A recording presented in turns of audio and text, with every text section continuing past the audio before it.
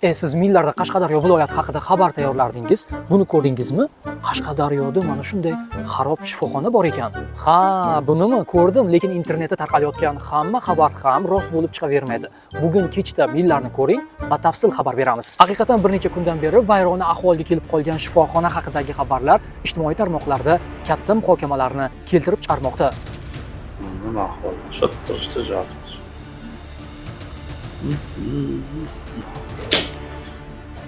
Mana kasallik.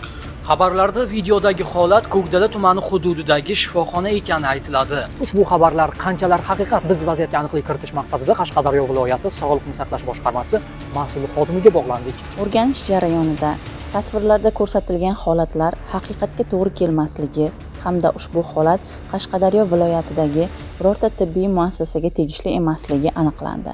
Shu munosabat bilan bloggerlar va ijtimoiy tarmoq foydalanuvchilaridan tekshirilmagan ma'lumotlarni tarqatmaslik, shuningdek sog'liqni saqlash tizimi haqida asossiz va noto'g'ri talqinlar berishdan tiyilishlarini so'rab qolamiz.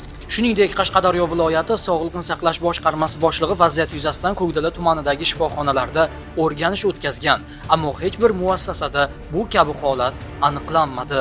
Bugun internetda nima ko'p, yolg'on ko'p. Shuning uchun hamma xabarlarga ham ishonib ketavermasdan, rasman tasdiqlangan manbalardan axborot oling. Buning uchun nima qilish kerak?